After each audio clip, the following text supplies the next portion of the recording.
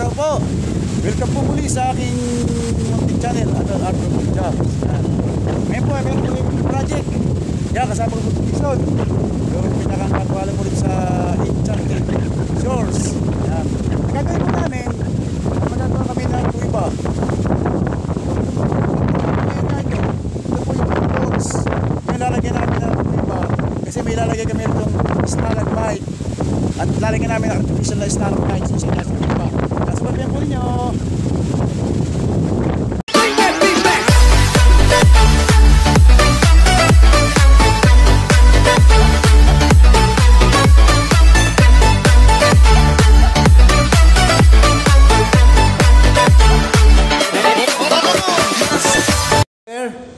Hey, how are you, Emil? I am fine, sir. I have another project.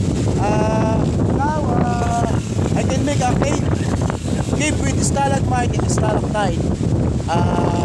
Stalagmite is original from Palawan, and stalactite, I made fake stalactite. I can paint like stalactite colors. Let's see my job. Yan po, nialay na po ni Jason yung aming gagawin po. Yan.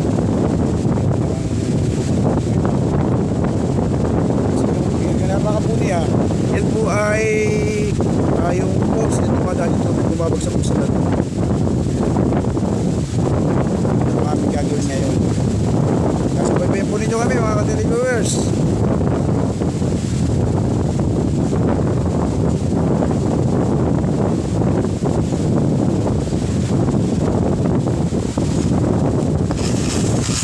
Ikaw balik dito ng hangin. Hangin ito. Mahangin. Meron po kong video mahangin. Mga ka-televiewers, nabuo na po namin ni Jason yung pinakang holder ng simento na gagawin namin ko iba. Yan. Hindi na po siguro may hirapan dito pag gagawa ng stalactite kasi magbibigay kami rito ng stalactite na artificial. Dito naman lalagyan namin yung original na stalagmite.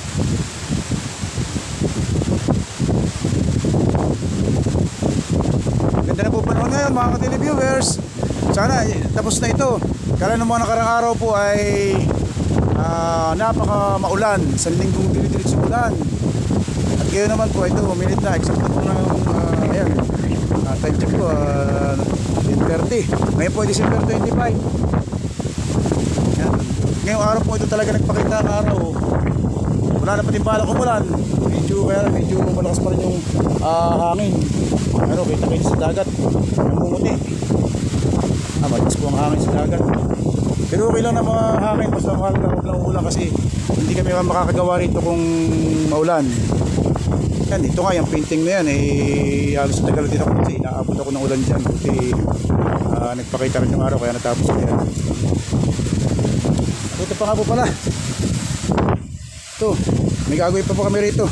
Ito na po gagawin namin mga lamesa at saka upuan. Yan. Na konkreto na may buto sa gitna. Pwedeng lagyan po ng payo. Kasabaybayin po rin yung paggagawa rin namin yan. Gagawa niyo yung anak ko.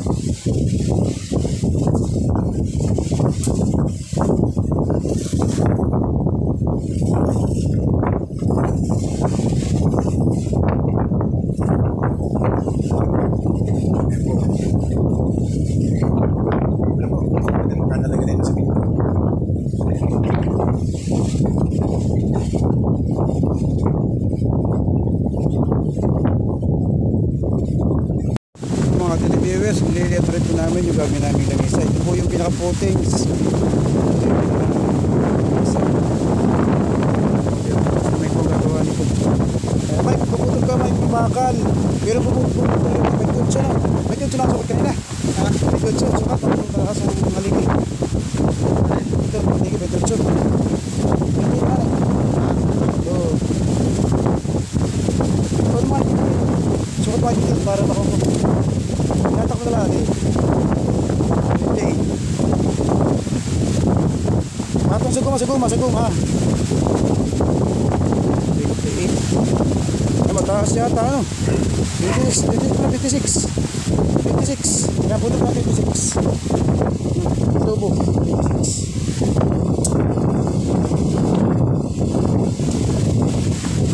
Oh, 26. Yan, bali 26 kasi papatak na ang taas mula ito ba at lalagyan ng 8.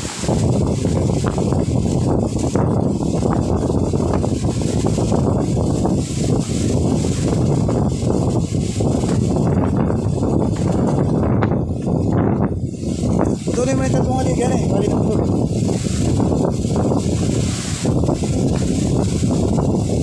Yan, puputol ako ng pang para masukatan namin ang gagawin namin bakal.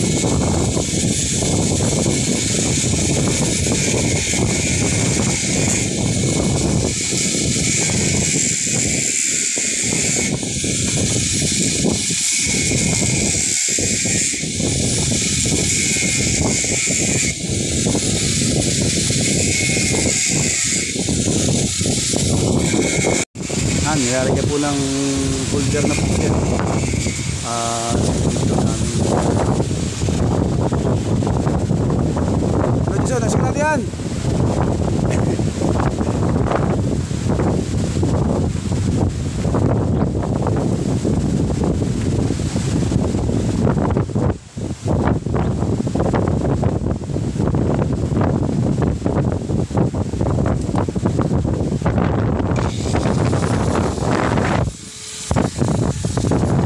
Ayan po, nabaloktot ko na po yung pinakang holder po na bakal dito sa dito lang lalagay yan. Kalimut ako si Atchong.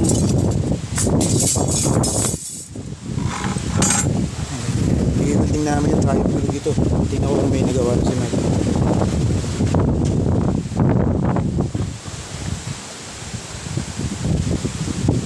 Yan po.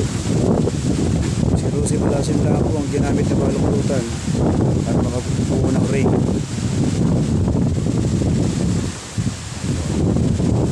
Si Tiso naman magkakalo ko na yata. Magkakalo ko na.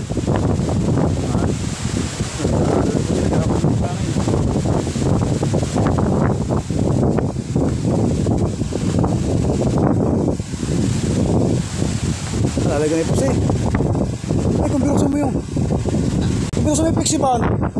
May flexiban tunay. Oo, flexiban mo. Naghahalo na po si Jason. Lalagyan na daw po ng kompresyon yung gilid sa baba. Bigas. Hindi na sa toolbox yan nung lalagay sa ibabaw.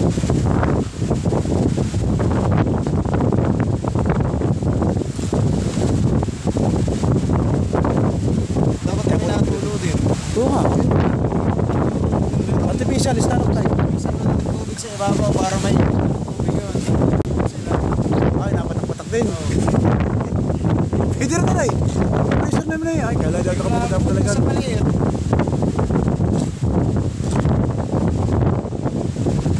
Para mamasagin sa dito sa lalim.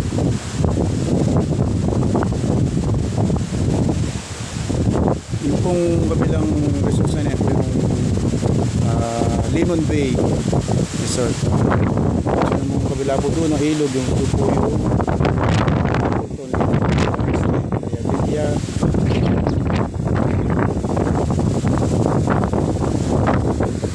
ito mga televiewers, dito po kami lumipat sa loob kasi umulan na naman. Kaya ito po yan.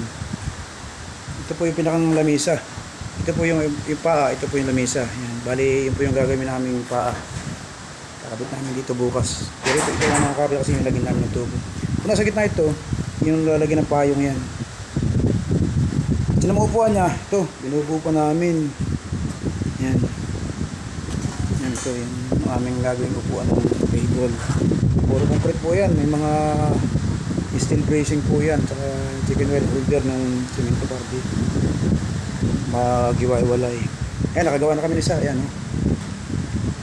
Tataob na lang namin mamayain para buo na yung isa. Mas magagawa kami. Ito po yung mga gagawin namin mga upuan. Saka ito naman yung gamit sa pa.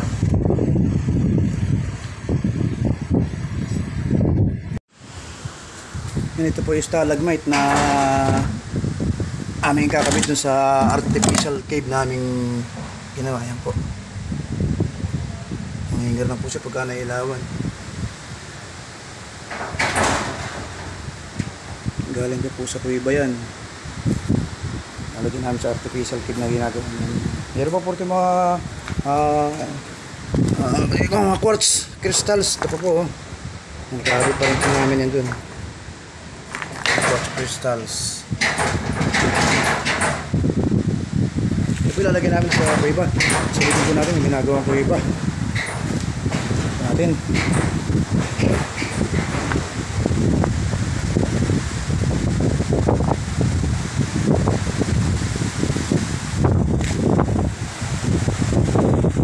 Yan. Nabulo po yung kalahati po. Gagawin yung kalahati kasi mag-wielding pa po kami dito. Gagawin namin artificial na stalactite. At saka pong stalagmite na pinapalit ko ngayon na ay dito namin ilalagay. Sagit lang yan. Ano po? Medyo matigas na. Ba, matigas na nga po nanay. Pag napatungan pa ito ano?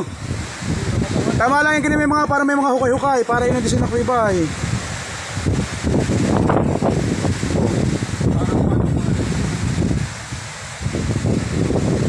So, kaya abangan po ninyo mga televiewers yung mga pagkatapos na namin gawang ito.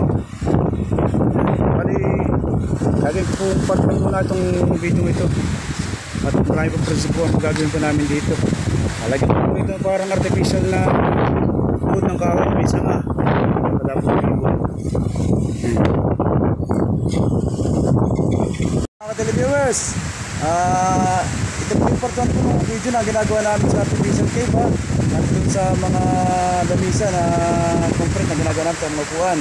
Yan, kaya abangan po ninyo parto o last ng aming video pa dito sa ginagawa namin project na ito. Yan, ito nyo medyo nabubuo na yung kalahati ng iba. May salamat po mga ka-televiewers. God bless, bye bye.